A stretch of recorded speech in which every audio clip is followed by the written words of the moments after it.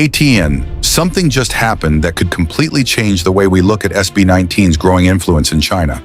Because this time, it isn't simply another fan post, another viral dance video, or another social media account talking about SB19.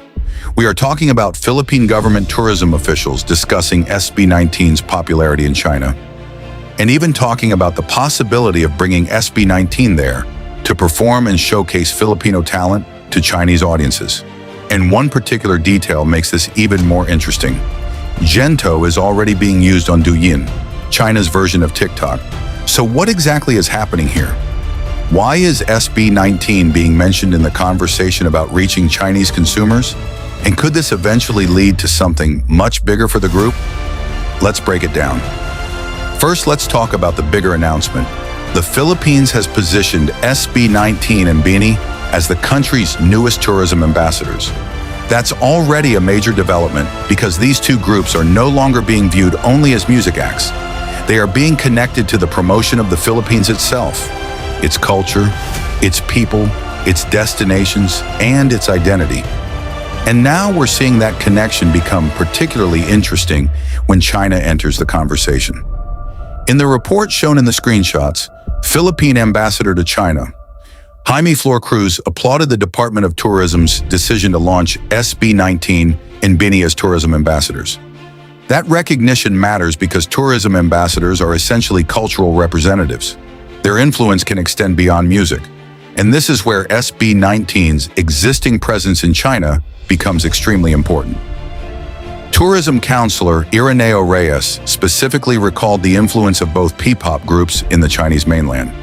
When discussing SB19, Reyes pointed to something very specific: Douyin. For anyone unfamiliar, Douyin is the Chinese short video platform operated separately from TikTok's international version. It is one of the most influential social media platforms in China. So when a Filipino song begins appearing in content there, especially when creators and influencers use it for dance performances, that can be a meaningful sign of cultural reach. And according to Reyes, that's exactly what has been happening with SB19's GENTO. He explained that GENTO is very popular there and is being used as background music by some bloggers and KOLs, key opinion leaders, including for dance performances. Think about what that means. SB19 doesn't necessarily have to be physically present in China for their music to travel into Chinese online culture. A song can cross the border digitally, get picked up by creators, become part of dance content, and reach audiences who may have never attended an SB19 concert or even visited the Philippines. That is one of the most powerful things about modern music. The first stage is exposure, the second stage is recognition, and the third stage is curiosity. Someone hears GENTO in a video. They become curious about the song. Then they search for SB19. Then they discover other songs. Then they discover Filipino P-pop. And eventually, they might become interested in the country that produced the artist. This is exactly why the tourism connection is so interesting. The Philippine government isn't simply looking at SB19 as entertainers.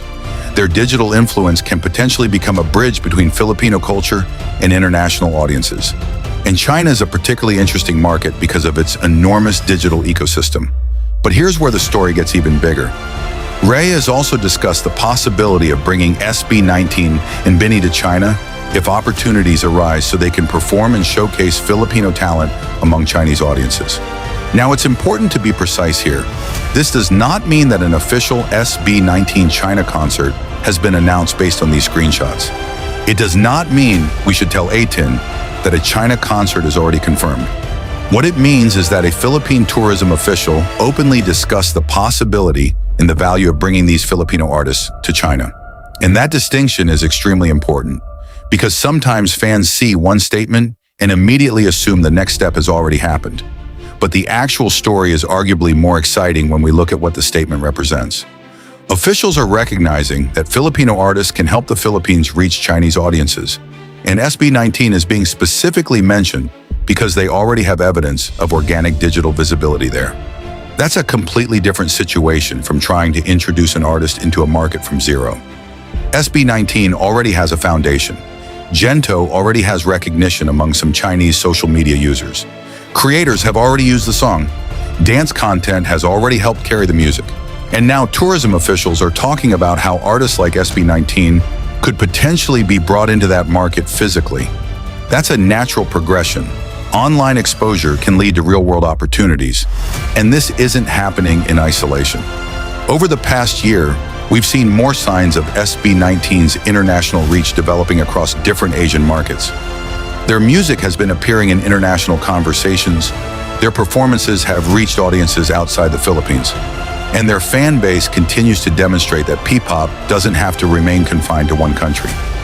China adds another fascinating layer to that story, because if SB19 can build meaningful recognition through Chinese social platforms without having a constant physical presence there, imagine what could happen if they eventually receive more opportunities to perform, collaborate, or participate in major events connected to the Chinese market.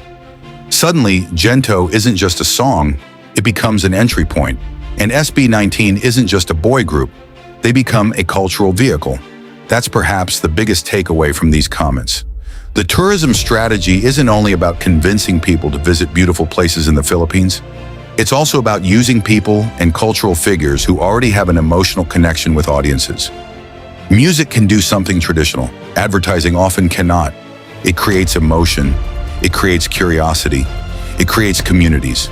Someone might not click on an advertisement telling them to visit the Philippines, but they might discover a Filipino artist through a song, become interested in that artist's culture, and eventually become interested in the country itself.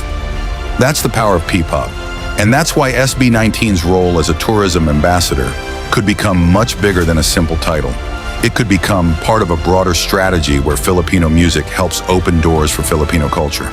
And Atian should pay attention to one particular sentence from the tourism official. The idea that bringing SB19 and BINI to China could help showcase Filipino talent and reach Chinese consumers through social media. That tells us exactly what officials are seeing. They are seeing social media not merely as entertainment, but as a gateway. And SB19 already has something extremely valuable: organic attention. Nobody can manufacture genuine audience interest overnight. You can buy advertising. You can create campaigns. But when people voluntarily use your song in their own content, that's different. That's cultural participation. And GENTO appearing in Chinese creator content is therefore worth paying attention to. Now imagine the possibilities. A future SB19 performance in China. Chinese creators dancing to GENTO with the members themselves. Filipino tourism campaigns incorporating SB19's music. Collaborations with Chinese artists.